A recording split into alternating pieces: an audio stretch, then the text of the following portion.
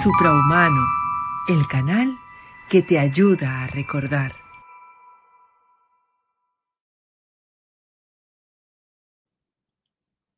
Hola a Hola, todos y bienvenidos a este nuevo espacio de Suprahumano, el canal que te ayuda a recordar.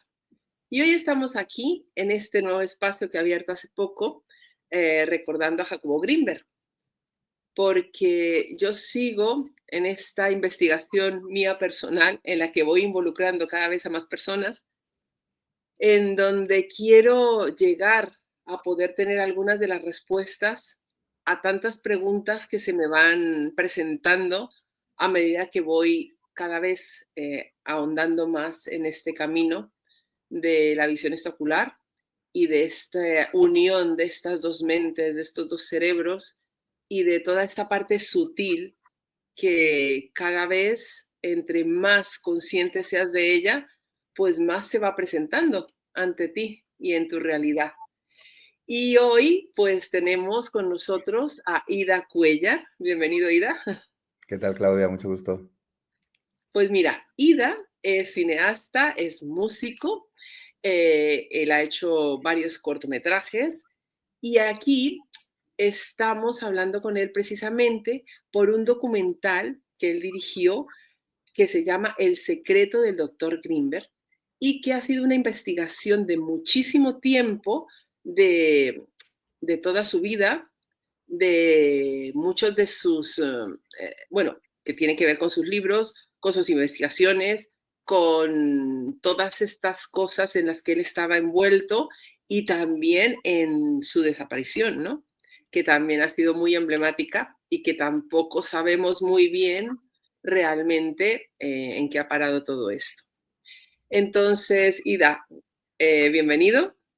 Gracias. Y nada, lo primero que quería yo preguntarte era, porque tú además de cineasta eres músico y además de músico, pues también has estudiado tarot y además también has estudiado astrología. Entonces, pues ya estás como ya impregnado de todas estas cosas de las que estamos hablando hoy aquí y de las que hablas tú en tu documental, ¿no? Y quería preguntarte, ¿cómo fue en tu historia? ¿Qué fue lo primero? ¿Cómo empezó todo esto? ¿Empezó la parte esotérica? ¿Empezó la parte artística? ¿Empezó la parte de investigación? Mm. ¿Cuál fue el primer ida? Pues mira, hay dos que confluyen paralelamente y que tienen mucho que ver con la infancia y con una edad pues más o menos de los 7, 8 años. Sí, 7, 8 años más o menos, en el que hay dos elementos dos momentos o dos cosas que recuerdo muy bien. Y una es la parte mágica, la parte de la magia, ya no tanto esotérico que también, pero cuando tienes 8 años pues es magia, ¿no? Es simplemente la conexión tuya con el entorno, ¿no? El cómo nosotros podemos o tenemos ciertas facultades que normalmente pues no nos creemos que no tenemos, ¿no? Y entonces yo me acuerdo que, pues sí, de bien pequeño, a los 7 8 años, me encantaba coger las anillas de las latas de Coca-Cola y de refresco, por ejemplo, y hacía como unos anillos mágicos y entonces les decía a mis amigos que con estos anillos teníamos poderes, ¿no? Y entonces me acuerdo de una tarde que estábamos en un casal de estos de una escuela de verano y recuerdo que hicimos dos cosas. Una fue concentrarnos todos telepáticamente, cerrar los ojos, contar una serie de barrotes que había en una especie de reja y decir, va, mira, el número 7 cerramos los ojos, nos vamos a concentrar y lo vamos a torcer, ¿no? Y pues, no sé, de repente lo hicimos y el barrote en cuestión estaba torcido. Y también resucitamos esta misma tarde a una hormiga, ¿no? Previamente la matamos y luego la resucitamos con la energía de nuestras manos. Y lo que me acuerdo muy bien de aquel día es que de repente les dije a todos mis amigos, les dije, ¿veis? Esto acaba de pasar, ahora nosotros sabemos que es real, que ha pasado, o sea, no tenemos ninguna duda de que tenemos esta facultad. Pero cuando nos hagamos mayores no lo vamos a creer. Lo recordaremos quizás si nos acordamos de este evento como algo, pues de un juego de niños, ¿no? Pero no vamos a creer que aquello era verdad. Y, y por otro lado, desde tercero, DGB, que sería pues esto, los 7 años también. Con un amigo empezamos a hacer música, pero no sabemos tocar ningún instrumento. Entonces creamos una banda de música en la que éramos él y yo y teníamos un montón de canciones que nos inventamos nosotros con sus letras, sus músicas. Uno tarareaba la guitarra, el otro cantaba y hacíamos incluso conciertos en la escuela, pero todo con la voz, ¿no? No teníamos ni idea de tocar. Y más adelante ya nos pusimos a estudiar música juntos, formamos una banda de música y estuvimos mucho tiempo tocando. Entonces, estas dos cosas te las digo como algo muy inicial, muy de niño pequeño, pero como un par de semillas que luego pues florecieron hacia distintos lados, ¿no?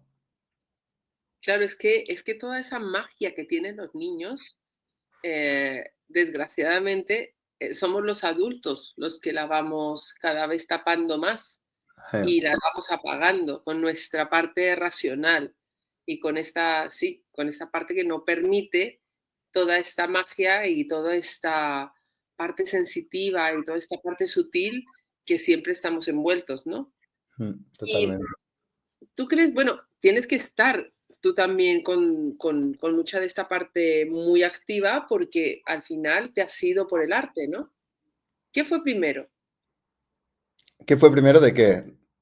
¿El arte, la música, el Ah, no, cine? a nivel arte lo primero fue la música. Yo a los 14 empecé a 13, 14 años empecé a tocar la guitarra, pero entonces me obsesioné con la guitarra y la música para mí era a lo que me quería dedicar. Tuvimos varios grupos de música. A los 15, 16 ya estamos dando conciertos. O sea, sí, quizá a los 12, 13 empecé a ensayar, pero a tocar guitarra. Pero sí, a los 14 ya teníamos nuestra banda de música y a los 15 estábamos dando conciertos.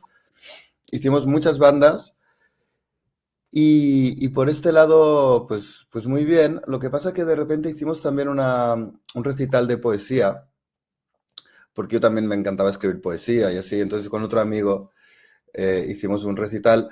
Y entonces, aparte de los poemas, yo lo que hice fue, de algún modo, crear como unas escenificaciones visuales y con luces de estos poemas. Entonces, mi amigo era mucho más austero, era él, igual yo le musicaba algunos poemas y él los recitaba, pero en mi parte, pues era todo mucho más, una puesta en escena más performática, surreal, con luces, con monstruos, con viajes a los infiernos. Y la verdad que tuvo mucho, pues mucho éxito. Esto fue en el instituto, pero entonces el teatro del pueblo nos pidió que si no hacíamos esta representación en el teatro, entonces la hicimos en el teatro. Entonces el ayuntamiento nos dijo, guau, esta obra está increíble, ¿por qué no diriges el espectáculo del carnaval de este año? Y entonces lo dirigí. Hicimos una performance con 7 escenarios, bueno, que fue un follón porque tenía unas connotaciones bastante esotéricas por un lado, pero por el otro bastante rebeldes, y era delante de la plaza de la iglesia y había un Cristo al que lo dejábamos en bolas y bueno, era todo, aparecía una especie de carnastoltas, lo llamábamos, una especie de figuración del carnaval, pero como un dios pan con un pene enorme. Entonces, todo este show tuvo mucha repercusión en todos los periódicos y tal. Y entonces me empezaron a llamar para hacer performance en eventos y en discotecas y cosas así.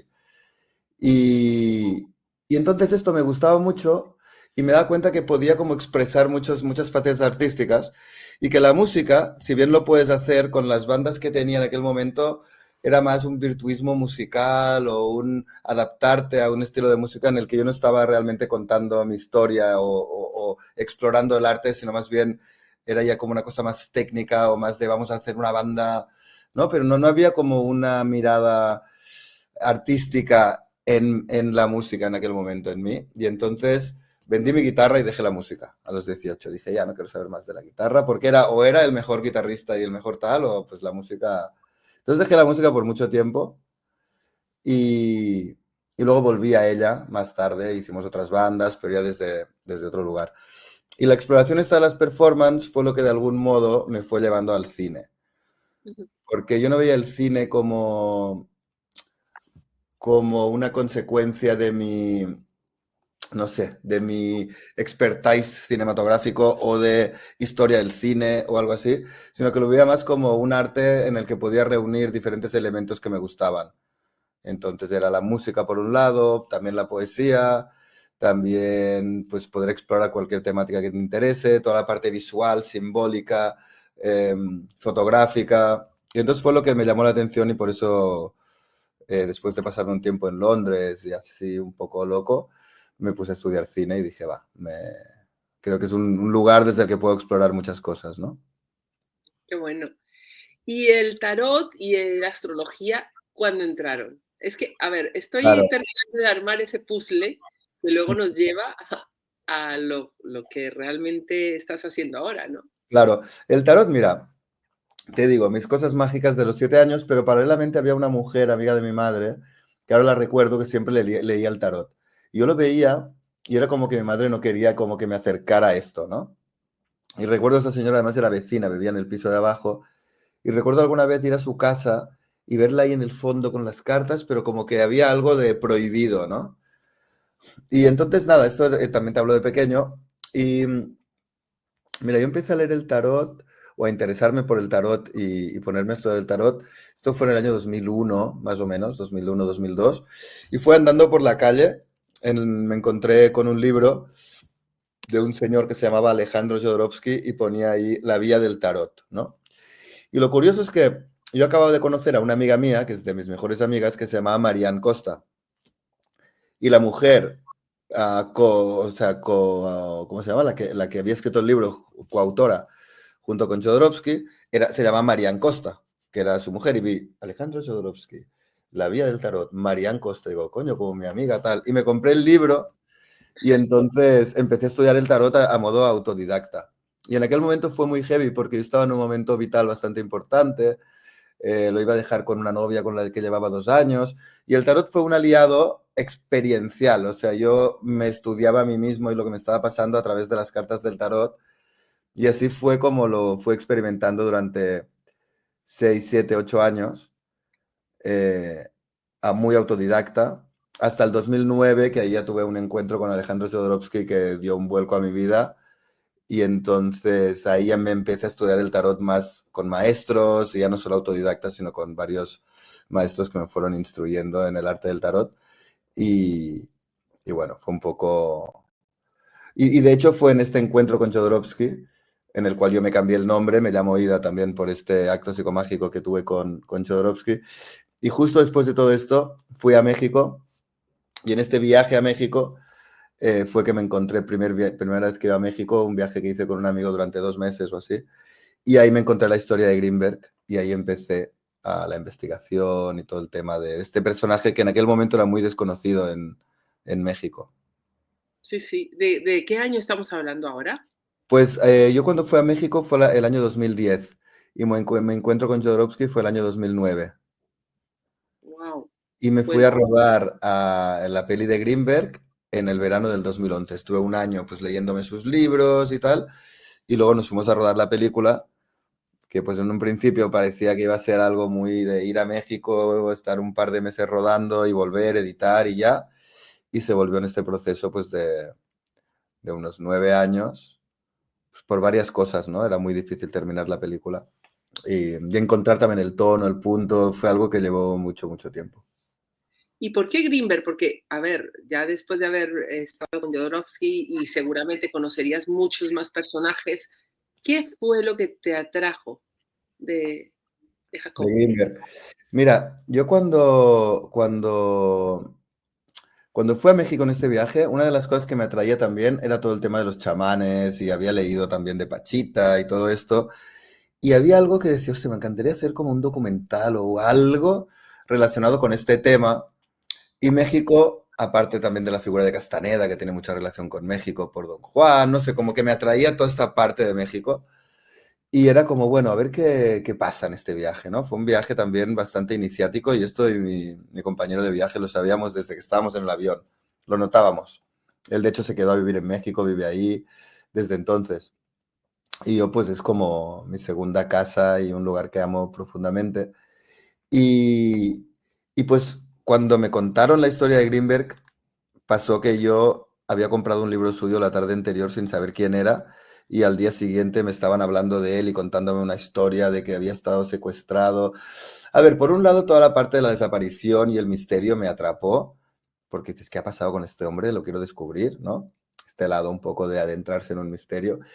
Y por el otro, porque de algún modo era una figura que me permitía explorar todos los temas que a mí me interesaban, pero desde un lado científico, cosa que yo no había visto antes, un científico que se dedicara a intentar demostrar la telepatía, la visión extraocular, la telequinesis. Entonces, claro, yo me leí además su autobiografía y cuando la leí había párrafos enteros que era como, ¡guau! Esto me ha pasado igual, ¿no? Cuando tienes una especie de shock con alguien y dices, hablaba él de cosas de su infancia que a mí me resonaban un montón, frases literales que subrayaba y decía, guau, es que así me siento. O sea, tuve una conexión con el personaje muy profunda. Además, él, por mucho que era un maestro, al mismo tiempo era un iniciado y al mismo tiempo era un personaje que se mostraba toda su parte más frágil, no intentaba como mostrarse como si fuera un, sino más bien era un hombre que estaba cuestionándoselo todo e intentaba buscar respuestas. Entonces me pareció pues un personaje fascinante y además de quererlo conocer, pensé que era una historia que el mundo debía conocer y sobre todo que en México nadie conocía a Greenberg en aquel momento. Y un poco también era una misión que sentía, o igual lo siento ahora, no sé, también sentí que algo me estaba haciendo que dirigiera la película, ¿no? Más bien que decidirlo, sentí que en un punto pues lo tenía que hacer, ¿no? Y hubo muchos momentos, ¿eh? De frustración y de pensar que nunca la terminaría, pero siempre había algo al final, después de momentos de estos que dices, no hay salida, esto no va a salir. De repente, mágicamente aparecía algo y ¡pum! Todo se volvió a encarrilar. Y otra vez atrás. Y esto ha sido un proceso, incluso en su distribución, ha sido dificilísimo. Pero al final ahora está en Netflix en Latinoamérica y está en... Es como que todo tiene un ritmo que tú no decides. Y en este caso esto es muy heavy en esta película, ¿no? En todo el proceso, desde cómo me la encontré hasta dónde está ahora, ha sido algo muy, pues muy mágico y como si no pudieras decidir muchas de las cosas que ocurren, ¿no? ¿Y qué te llevó qué fue lo primero que te atrajo de hacer esta película? ¿La parte esta de su historia, de su desaparición, o realmente todos sus experimentos y todo lo que él estaba investigando? ¿Cómo fue? ¿O esa parte la fuiste conociendo en la medida en que fuiste investigando? No, la verdad es que las dos vinieron juntas y que además cuando te cuentan la historia ya te están contando las dos juntas, ¿no? Te hablan de Pachita, te hablan de la telepatía, te hablan de un científico que intenta demostrar los fenómenos mágicos y ya dices, wow, este tema me flipa, me interesa mucho. Ahora, además, el tipo está desaparecido de manera misteriosa, hay miles de teorías y no se sabe nada. Pues claro, todo junto, fue Claro, es que junto. es un guión perfecto. No, y aparte son las dos caras de una misma moneda. O sea, entonces está el Greenberg que desaparece misteriosamente, todos los interrogantes que hay alrededor, todas las teorías que intentan explicar qué pasó, y luego está toda su vida, que de algún modo viene a ser la otra cara de la moneda de esto, y que una y otra dialogan. Es como, ahora que tienes el puzzle completo, sin tenerlo obviamente, porque no sabemos qué pasó, ya tiene todo sentido, ¿no? Cuando él estaba viviendo seguramente pues no tenía el mismo, pero su desaparición viene a formar parte del mismo misterio o de los mismos misterios que él estaba tratando de resolver o de explicar científicamente. ¿Tú has podido tener ya más conocimiento también de todas sus teorías al hablar con la gente y al estar en toda esta investigación? De sus teorías científicas, Sí, sí, sí, sí, las conozco bastante bien y me interesan mucho. Luego ha habido otra gente que las ha intentado, algunos replicar y otros pues que están estudiando cosas paralelas. Pero creo que lo más importante de Greenberg es menos llamativo, porque al final la visión extraocular, la telepatía, todo esto es lo primero que a nosotros nos resuena y decimos, wow, la magia se puede contar, ¿no?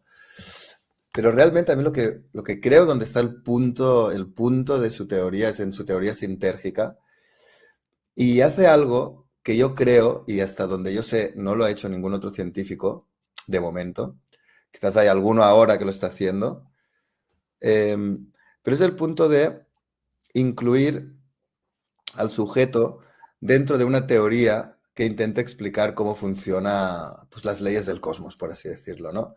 Todas las teorías físico-teóricas que tenemos lo que tratan es de resolver o formular matemáticamente o, pues, cómo funciona el universo.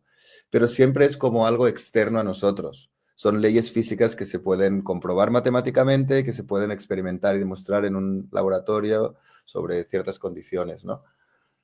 Pero Greenberg su teoría de cómo se crea la realidad y la percepción tiene que ver con el que lo está experimentando. Entonces, él pone a la persona en el centro, a la persona como, pues a través de lo que él llama el campo neuronal, ¿no?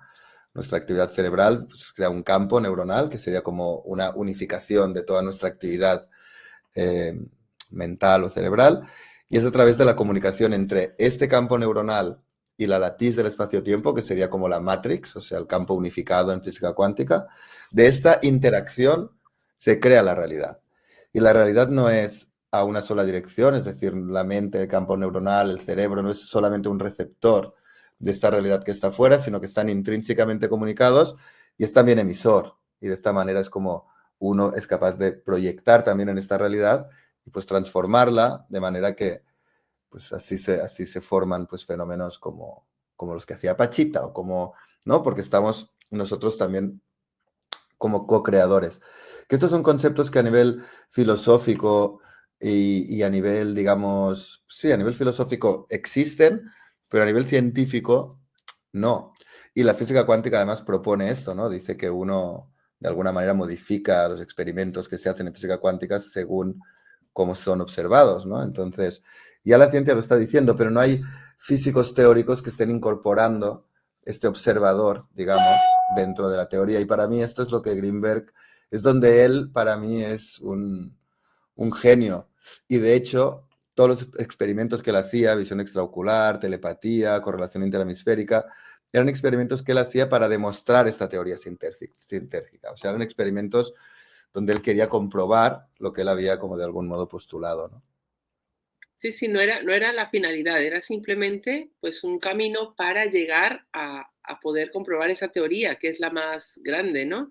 A mí me Exacto. parece increíble todo lo que él hacía y estoy de acuerdo contigo, lo que lo diferencia es que sí, todos se quedan solamente en intentar demostrar, pero él se ha involucrado como persona, se ha involucrado en el centro y se ha metido en todo lo que él ha investigado y ya ha sido un partícipe activo de absolutamente todo lo que no se dedicó a mirar qué pasaba y a intentar demostrar algo, sino que fue parte.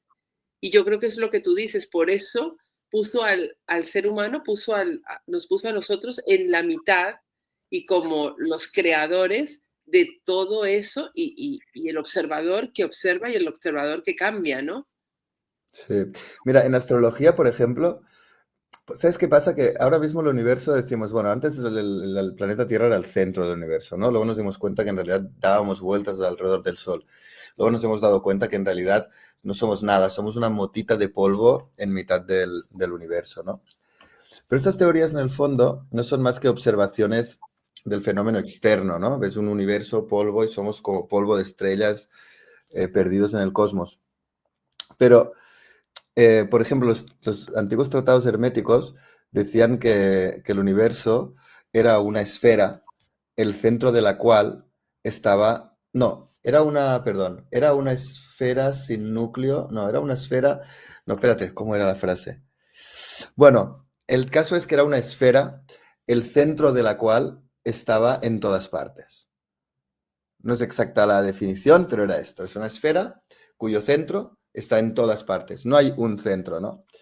Entonces, lo que decía es porque en astrología lo que uno hace es colocarse en el centro del universo, ver cómo el cosmos gira alrededor de uno y qué impacto tiene esto en su psique, ¿no? En su configuración psicológica, bueno, es como de algún modo. Y es esto, es ponernos en el centro. Entonces, lo que trata de hacer la ciencia muchas veces y ahora es convertirnos en nada, ¿no? Pero en el fondo, lo somos todo. Y este es el punto en el que, pues por ejemplo, en Tarot es lo mismo, es el viaje del héroe, es el loco que va hacia el mundo y cómo viaja a través de cada una de las cartas. Eh, y en todas las tradiciones místicas, la transformación de uno mismo, ¿no? Y de algún modo, eh, la ciencia actual trata de hacer algo que es lo opuesto. Es no somos nada en relación al infinito. Y no es así, porque los antiguos también hablaban del macrocosmos y el microcosmos, como nuestro cuerpo es un microcosmos en relación al cosmos. Pero hay analogías, empatías, ¿no? Funciona por empatía. Y la empatía, las relaciones empáticas, son aquellas que funcionan por analogía, ¿no? Como por ejemplo los átomos que se mueven dentro del cuerpo son igual que el cosmos, ¿no? Lo pequeño y lo grande al final están ahí mismo y lo importante no es la parte material, la parte espacial, ¿no? Del cosmos enorme, sino la intención, el centro, el núcleo, el alma, aquello que permanece más allá de toda esta fenomenología que nos rodea, ¿no? Y esto, pues, es un poco lo que de algún modo hacía Greenberg y lo que han hecho todas las tradiciones que tratan de que nos podamos entender, ¿no? A nosotros mismos, más allá de ser, pues, meros, no sé, nada, ¿no? Es que en el fondo es esto. Cuando, por ejemplo, ahora dicen los científicos o mucha gente, no digo científicos porque decir científicos no me gusta, sino la gente con un punto de vista muy materialista a veces, este punto de, no, la conciencia, el alma no existen. Entonces, ¿con quién estoy hablando? ¿Con quién hablo? Es que quiero saber con quién estoy hablando, porque entonces, ¿quién hablo? No eres nada, eres simplemente producto de una actividad cerebral sin sentido. No hay intención en nada de lo que haces. O sea, es que esta conversación que tengo contigo ya no tiene sentido, entonces, ¿qué me importa lo que pienses si no eres nada? Claro, sí, sí. ¿No? ¿Con quién hablo? ¿Con un cerebro, una masa de carne que tiene ideas absurdas?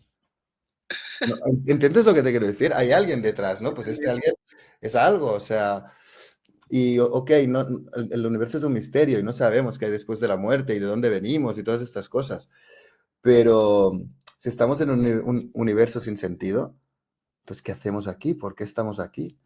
O sea, es todavía más absurda la visión nihilista contemporánea que la tradición, donde todo siempre ha tenido un sentido, ¿no? En fin, no me quiero enrollar más, perdón, dime.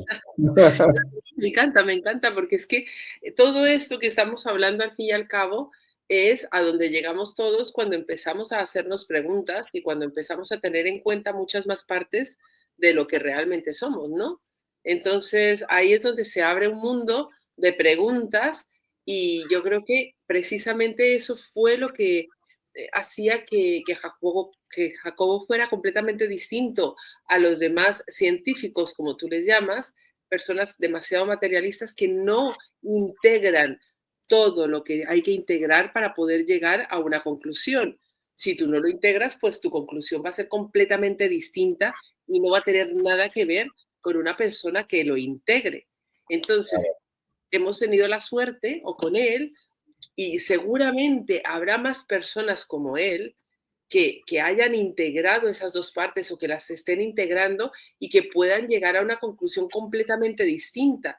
Eso es lo que él ha hecho, que él entrara en todos estos mundos, que también era porque estaba allí, ¿no? En todos los chamanes, en toda la parte esta de hechicería, en toda la parte de energética y de cosas imposibles que son imposibles para los que pensamos de una manera completamente física y materialista, pero para ese mundo donde él estaba eran muy normales, porque allí la gente va a curarse donde los chamanes y allí la gente sigue unos ritos para poder hacer unas cosas y allí también se inician y tienen otra serie de cosas integradas que para ellos son lo más normal. Totalmente. Sí, y la verdad es que hay muchos científicos que se están acercando a estos temas y que se han acercado. De hecho, antes no estaban separados, ¿no? La magia y la ciencia nacen del mismo interés por el conocimiento y pues igual hace 400 o 500 años que se separaron, ¿no? Pero antes era una misma cosa. Y, pero, por ejemplo, hay gente muy interesante, tipo Rupert Sheldrake o Dean Radin o el Jeff Kripal, o hay un montón de gente, científicos que están tratando de, pues no sé si de unificar estos dos mundos, pero sí de tratar de acercarse a estos fenómenos y darles un approach científico, ¿no? Está Mm. Alex Gómez Marín también aquí en España, en Alicante, que es amigo y que también está como tratando de investigar todos estos temas. Pero claro, a mí hay una cosa que siempre me sorprende, ¿no? Por ejemplo, Sir Isaac Newton, ¿no? El padre del universo mecanicista, ¿no? Claro, cuando te das cuenta de que Newton era un alquimista, ahí dices, ah, ok, o sea, ¿por qué esto no nos lo cuentan en el colegio? Porque él fue como el último alquimista, ¿no? Sabemos que Galileo, Copérnico, todos estos eran filósofos, astrólogos antes que astrónomos, porque la astronomía estaba al servicio de la gran ciencia que era la astrología en la antigüedad. Pero todos eran, en este caso, pues astrólogos, alquimistas, esotéricos y científicos, eran los grandes humanistas, ¿no? Pero en el caso de Newton, por ejemplo, que es como el padre del mecanicismo, dices, ¿cómo es que no nos cuentan que era un alquimista, Newton? ¿Por qué? Porque hay un interés en ocultar de dónde venimos, ¿no? Y cuando lo cuentan, bueno, es que todavía, pues no sé, todavía tenía un poco la tradición antigua, donde todavía se creía en estas cosas, ¿no? Creencias, fe, no lo ponen en un lugar de conocimiento. O sea, un hombre tan sabio que da la vuelta a todo el pensamiento occidental, padre de la teoría de la gravedad, ¿no? Le cayó una manzana encima. Ah, no, bueno, pero tenía sus creencias, ¿no? Y tiene libros enteros enormes sobre alquimia. Eh, pero no se estudian en la escuela esta, porque no forman parte del paradigma actual. Y así podríamos ir a los filósofos antiguos, tipo Platón, tipo Parménides, tipo Empédocles. Todos ellos eran Homo Deus o Pitágoras. Pitágoras era un Homo Deus. Decían que tenía un muslo de oro, era hijo de Apolo. O sea, no nos cuentan estas cosas, nos cuentan pues el teorema de Pitágoras, ¿no? Bueno, es que si nos Eh, metemos en este berenjenal ya es que estamos abriendo un melón demasiado grande, porque precisamente tengo yo una charla total. con el Cursala, hablando de todo esto, del tema de la ciencia, y bueno, esto ya, que ya no sabríamos por No, dónde no, es que... lo pongo como ejemplo un poco de cómo el saber está en manos de un paradigma. Y este Ya, paradigma es el que estructura las bases del saber como nos es dado. Y entonces esto claro, es que si te empiezan diciendo que 2 más 2 son 5, pues ya la operación te va a salir al revés. claro. Y Greenberg, volviendo al tema, Greenberg era un hombre que de alguna manera volvía a unificar estas dos cosas, ciencia y magia, que ya estaban juntos. Se separaron y ahora hay que volverlos a unir. Y es la única forma que tenemos para de algún modo romper con esta cosmovisión materialista en la que nos encontramos. Y quizás es la única salida que tenemos a este mundo en el que nos encontramos ahora, que está al borde del abismo, ¿no? Y Sí. se pueden poner parches, pero al final se necesita una nueva cosmovisión para que realmente estalle desde dentro, ¿no? Y rompa pues con esta estructura que nos está haciendo un poco a todos esclavos de un sistema económico trágico, ¿no? Y tú que, bueno, en toda tu investigación, ¿tú qué crees cuál era la realidad de Jacobo? Porque claro, nosotros ahora lo vemos y hablamos, sí, porque Jacobo, porque pudo, porque hizo, pero yo creo que su realidad no era exactamente así. O sea, para él fue muy difícil. Él tuvo que renunciar a muchas cosas y que no era una persona popular, ni era un científico que le tenían no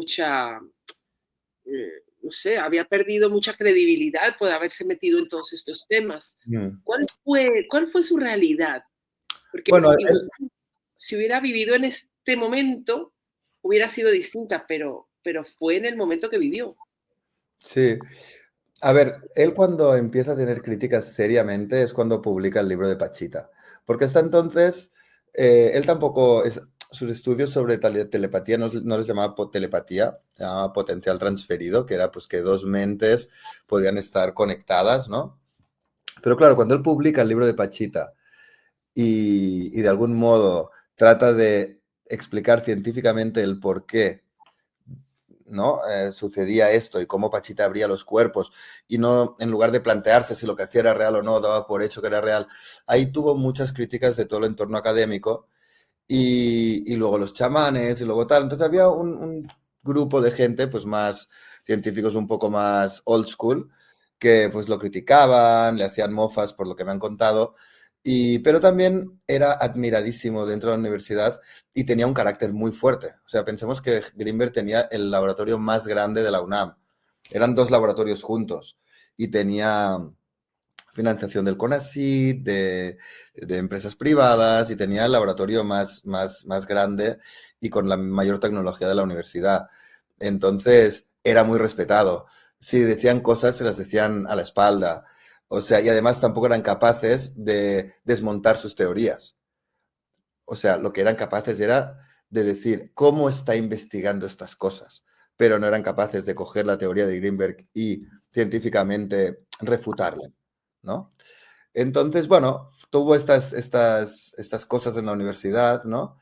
Pero creo que su tenacidad y su propósito y tal iban mucho más allá y luego, justo antes de desaparecer, en el 94 había dado conferencias en Alemania, en Estados Unidos, le invitaban en programas de televisión española desde el año 89, había escrito 40 y pico de libros, o sea, era un personaje que que de alguna manera podía superar este tipo de eventualidades y más con el tipo de científicos que se metían con él, ¿no? Al que él seguramente despreciaba, ¿no?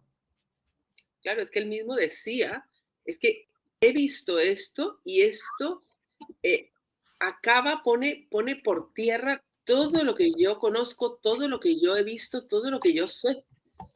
Y lo decía ampliamente, ¿no? Decía, bueno, ya, es que no, me he quedado así. No puedo decir otra Sí, cosa más que esto, lo rompe todo. sí, Y sí. de todas estas personas que tú entrevistaste, con las que tú tuviste la posibilidad de interactuar, em, con cuáles te quedas? De De la todo gente que esto. entrevisté en el documental. Sí, Uy, mucha gente. O sea, a ver, Lisette, la primera esposa de Greenberg, que es un personaje, una persona que a mí me encantó desde el principio. O sea, una manera de transmitir las emociones, de hablar de él, una apertura a la hora de ir a los recuerdos, o sea, una mujer que me encantó y una capacidad psicológica también de explicar muchos porqués de cómo era Greenberg, obviamente desde su perspectiva. Pero bueno, Lisette Estucha, ella era pues pintora, ¿no? Ella era era pintora. escritora. Sí, había otra que no aparece en el documental que me pareció fascinante, Rita de Tepotlán, que era una mujer que pintaba las almas. Entonces ella pintaba, todos sus cuadros son pinturas de almas. Y era muy amiga de Greenberg. No sé si aparece, creo que no aparece en el documental, aparece en algún vídeo que puse en YouTube, pero en el documental creo que no. Luego, obviamente, Patrick Harpur, que no tiene nada que ver con Greenberg, tiene que ver en el sentido de que lo que trabaja es parecido y por eso fui a Inglaterra a entrevistarlo. Pero a mí Harpur me fascina y me parece que su manera de explicar estos fenómenos es distinta a la de Greenberg, pero lo hace desde un punto de vista más filosófico y mitológico que científico, pero su visión a través de la figura del daimon y demás me parece una genialidad. Y en poderlo entrevistar ahí en su casa y charlar con él unas horas me pareció increíble. Y no sé, hay otro personaje que me encanta que tampoco aparece en el documental, que es Pablo Sotelo, que es un tipo que estuvo muy conectado con Greenberg, que estuvo en su cabaña, él cree que pasó a otra dimensión a través de un portal dimensional. Lo había tenido en muchos edits, por ejemplo, el documental, pero al final lo, lo quité no porque no me gusta lo que dice, sino porque dentro del esquema que estaba montando el documental, pues no cabía tanto Te entiendo. y al final quedó fuera, pero es un personaje interesantísimo también. Y me dejaré mil, porque la verdad es que todos, o sea, toda la gente o sea, todas sus alumnas, Ruth, Lea, eh, nada, o sea, fue muy, los hermanos, ¿no? O sea, es que en verdad era como, de repente, ponerte a hacer la película y todo el mundo se abría, ¿no? A hablar, a contar, casi como si estuvieran esperándolo. La única que le costaba un poco más, por razones obvias, es a su hija, porque pues su padre desapareció cuando ella debía tener 17, 18 años. Y pues se nota que le cuesta más hablar, que hice muchas entrevistas con ella y pues también le cuesta abrirse a esto y también hay un punto que tampoco sabe qué pasó y pues prefiere como comunicarse a través de su música, ¿no? Que ella también hace música y le cuesta más quizás el rollo de pues de abrirse a explicar, ¿no? O sea, me acuerdo que con ella hemos hecho muchas entrevistas y poco a poco fuimos, ¿no? Llegando, pero le cuesta. Yo creo que hay momentos donde ella prefiere como no recordar ciertas cosas, quizás, o le cuesta más abrirse emocionalmente, pero, pero Y bueno, nada. Ujú. una cosa, y el Jacobo por el que tú empezaste a rodar esto y a investigar esto, ¿es el mismo que quedó cuando terminaste? ¿Qué cambió? ¿Cambió algo? Mm, Supongo que sí, porque claro, son 9 años, pero no lo sé si cambió mucho, la verdad, o se fue construyendo más bien, ¿no? Pero así como cambiar, como decir, esto es un Jacobo que yo tenía en la cabeza y luego fue otro, no. Más bien se fue llenando de contenido, ¿no? A lo largo del tiempo y fue como adquiriendo una dimensión más profunda, pero así como un cambio, un punto de giro, como los que hay en el documental, ahora pasa esto, ahora lo otro, y así, Greenberg creo que para mí siempre fue un personaje al que fui como descubriendo, conociendo. Y sí, pues te iban contando cosas y luego ves, tú tienes a un Greenberg que es el de sus libros, pero luego la gente te cuenta anécdotas, ¿no? Tenía un carácter fuerte, ¿no? Se ponía a cantar ópera también, te contaban ahí en medio de la nada. Pero también era el típico que se sentaba en un sillón y decía, uy, ¿quién se ha parado aquí? ¿Quién se ha sentado en este lugar? ¡Qué mala vibra! Uy, uy, uy. Y sí, decían, pues sí, había alguien de muy mala vibra sentado aquí hace 10 minutos, ¿no? Detalles y mil cosas, pero no, un cambio, digamos, ¿no? Y el misterio, pues prácticamente el mismo que cuando empecé. O sea, es lo bueno de los misterios, que te vas metiendo y al final sí que ellos te acaban transformando a ti, pero tú te quedas igual ante el misterio, ¿no? Es como aceptar también que no podemos saberlo todo, ¿no? Claro. ¿Y por qué un documental? ¿Por qué? Pues no sé, fue la forma que se me ocurrió más a mano de acercarme a esta historia. Lo bueno del documental también es que me permitía investigarlo, porque también se te ocurre hacer una ficción, una película, ¿no? Pero en aquel momento cuando quería empezar no sabía todo lo que ahora sé, ¿no? Y el documental la verdad es que me permitió pues conocer a todo su entorno y al mismo tiempo conocer al comandante Padilla, que investigó el caso y el que tengo grabadas horas y horas de charlas donde él me cuenta todos los entresijos de la investigación. Entonces, un documental pues sirvió como para hacer una investigación durante mucho tiempo y poder realmente conocer. Y también porque yo lo que quería era, en aquel momento, saber qué pasó. O sea, yo también decía, a ver, voy a ver dónde está Greenberg, qué pasó, voy a entrevistar a todo el mundo, vamos a llegar al fondo de la cuestión, ¿no? Entonces, ¿Qué crees tú que ha pasado realmente con él? no, Que hay la muchas, verdad, hay muchas teorías, ¿no? sí, pero la verdad no lo sé, no lo sé. Yo creo que al final cada una de sus teorías tiene algo de real y es como una figura mítica, ¿no? Las figuras míticas tienen muchos desenlaces. Ariadna, por ejemplo, ¿no? Pues hay gente que dice que se fue con Dionisos, otra que murió abandonada en una isla y otra que... Hay miles de finales para Ariadna y cada una está contada en cantos, mitos, historias alrededor de miles de historias antiguas, ¿no? Y creo que Greenberg forma parte un poco de este personaje mítico. No como un personaje de una novela que tiene un inicio y un final, sino un hombre que tuvo muchas vidas y pues también muchos finales, muchas muertes, muchos destinos. Y me quedo con esto. Luego te podría decir, pues sí, creo que lo de la NASA, algo hay ahí, pero algo hay en todo, en la esposa, algo hay en Andrómeda y en el portal dimensional, algo hay en todo hay algo que puede haber pasado. Y quizás si haces un cóctel de todas, te sale algo que es lo más cerca a la verdad. Pero así lo que pasó a nivel tangible, Greenberg, no tengo ni idea. Claro, es que es curioso, pero es que su historia es o termina siendo como todo lo que él estaba investigando. Sí, Cosas que al final pueden ser muchas, pero no puedes demostrarla, no puedes materializarla. Hay cosas que esto es lo más, definitivamente esto es lo no más puedes. maravilloso. Sí, sí, es que es fantástico. Todo lo que él decía, todo lo que él estaba intentando traer eh, y no ha podido, pues ha terminado siendo su historia real de la misma manera. ¿Qué pasaría? Imagínate que de repente aparece ahora mismo y de repente dice, hola, ¿qué tal? Aquí estoy. ¿Qué, cómo ves tú que con todo lo que has investigado, con todas las personas que has hablado, con todas estas cosas que te han contado, porque también supongo que habrás podido comprobar por ti mismo esto que él decía, ¿no? Que todo está interactuado y que depende del observador, la realidad es distinta y por eso hay tantas teorías, ¿no? Cada quien la lleva desde su momento. Pero, ¿qué pasaría si él de repente dijera, hola, aquí estoy? Si me lo dijera a mí o si apareciera ahí en cualquier lado. Porque Si si apareciera en cualquier lado. O a mí sea, si con todo el. se me aparece aquí al lado, vamos, pues no sé, le diría, oye, vamos a tomar algo y me cuentas todo.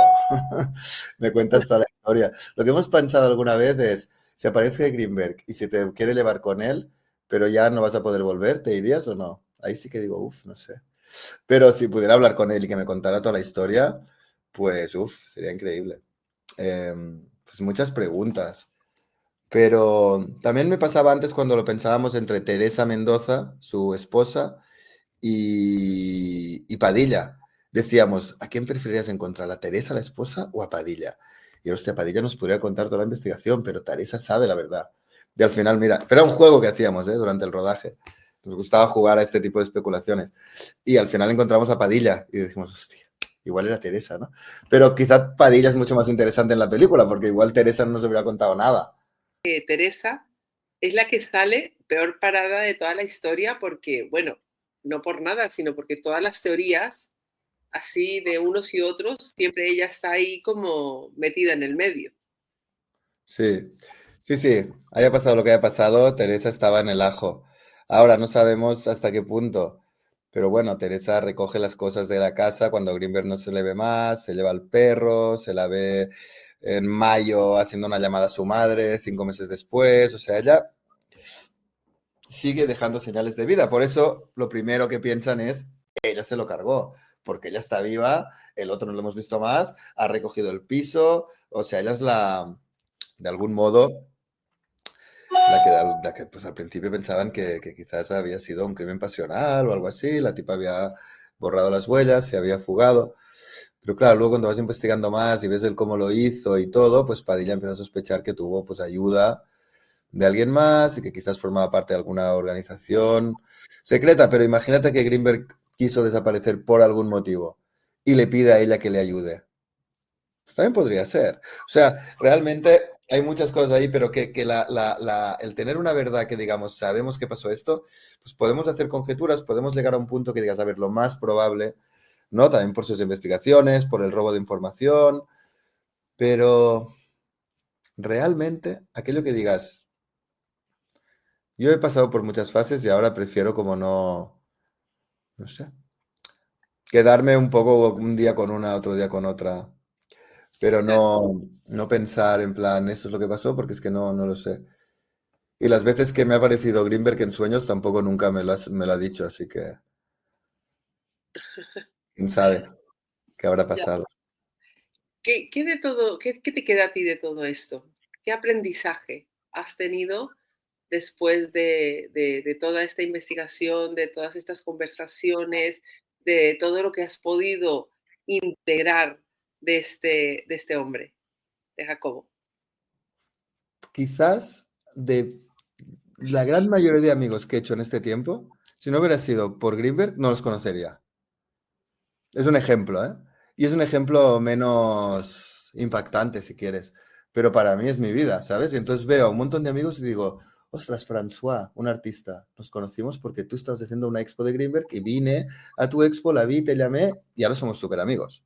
O sea, me ha unido con François. Pero León Larregui, el músico de Zoe, el cantante, lo conocí porque a él le interesaba Greenberg. Me mandó un mail, yo estaba en la India y ahora es súper amigo mío. Entonces, toda la gente que conozco por León, tampoco los conocería. Esto es otro. Pero luego todos los amigos de un viaje con las ballenas que hicimos en Baja California. Fue a través de una proyección en casa de un amigo de Greenberg que me invitaron a este viaje increíble por el que conozco a una troupe de amigos mágicos increíbles también.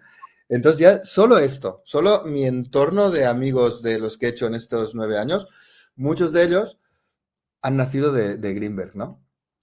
Y esto es, pues nada, es una pequeñísima parte de todo lo que ha significado el viaje con él. Y es que son tantas cosas que, obviamente, a través de, pues sí, la visión del mundo, enseñanzas, esta parte un poco más de impregnarte, pero esta... A nivel personal, ya interior, de todo esto de la conciencia, de la expansión, de la realidad, de ser capaz de cambiarla, de todo esto que has oído que está por ahí, Sí, ¿has sí, podido tú experimentar algo tú realmente? claro, claro, pero esto ya lo había experimentado. O sea, claro, por eso me interesa tanto también, porque yo ya he experimentado estas cosas. Entonces, el encontrar a alguien que intenta darles explicación es ok, pero yo ya había experimentado muchas sincronicidades y mi vida, en el fondo, se mueve por ellas. Y me encuentro con Alejandro Jodorowsky después de yo escribir en un papel. Ojalá estuviera Alejandro Jodorowsky y al mes estar sentado en un restaurante de Madrid y estar él ahí. Y miles de cosas. Es que miles que me han pasado desde siempre en el que el mundo es una especie no sé, de música y si tú te sintonizas con la música, todo se sincroniza y cuando no y estás desconectado, todo es frustración, nada lo entiendes, ¿no? Entonces esto ya era algo que de algún modo ya había experimentado, entonces no es algo que me haya sorprendido, sino que lo he podido ver desde otro lugar a través de Greenberg. Pero, por ejemplo, en este viaje con las ballenas, pues también tuvimos una serie de experiencias increíbles con las ballenas, brutales, a un nivel en el que dices, wow, parecen seres de una inteligencia mucho más grande que nosotros, lo único que no hablan nuestro idioma y no nos podemos comunicar con ellas a este nivel, ¿no? Pero hay un personaje, Ariel Guzik, por ejemplo, un artista mexicano que él trata de comunicarse con las ballenas a través de unos instrumentos que crea y mete en el mar. Entonces, por eso te digo que la experiencia con Greenberg ha sido como increíble, pero no es de repente como, pues no sé, alguien que descubre a Greenberg y le abre un mundo desconocido, ¿sabes? A mí Greenberg lo que fue conectar con alguien con el que vibraba en una frecuencia parecida. Por eso te digo, cuando leía su libro, eh, era como, guau, es que yo muchas de las cosas que cuenta las podría haber escrito yo, ¿no? Entonces no era hablar con un extraño, era hablar con un hermano del alma, con un ser afín. Por eso yo como creador del documental siempre he sido, uno llamaría un believer, ¿no? ¿No? Cuentas la historia de alguien al que admiras, pero más que admirarlo es alguien con el que te sintonizas, con alguien que dices, pues me siento en una frecuencia muy parecida. Entonces, es desde este lugar, no desde el lugar de una revelación que me haya transformado, sino más bien de esto, ¿no? Oye, pues Ida, muchísimas gracias, de verdad ha sido increíble poder compartir todas estas cosas contigo. Bueno, ya nos habías dicho, el documental está en Netflix, pero en Latinoamérica, aquí no, ¿no? ¿Dónde lo podemos conseguir? Aquí está en Amazon Prime, en Prime Video, y está en Filmin también. En Filmin. En Filmin y en Prime Video. Y sí, y en Latinoamérica, México y demás está en Netflix. Bueno, pues tenemos muchos sitios donde lo podemos ver, o sea Y aquí que está el póster. sí, muy bien. Pues animamos Oye, a pues todos que no nada, no lo muchas hayan visto. gracias y gracias por la invitación, Claudia. La verdad es que es fantástico y también conoces mucho más de él. Y oír hablar a la gente, lo que tú dices, oír a tanta gente hablando, compartiendo y todo eso, también la forma en la que lo haces, cómo integras al comandante Padilla en toda la historia, cómo la vas, cómo empieza, ¿no? Todo, cómo termina. Bueno, es fantástico. Sí, sí. Entonces, pues nada, animamos a todos y muchísimas, muchísimas gracias, Ida, por estar aquí con nosotros. Gracias a Y ti. nada, que Gracias. esperamos que volvamos a coincidir en algún momento. Sí, sería Vale, genial. pues nada, hasta luego. Chao, gracias.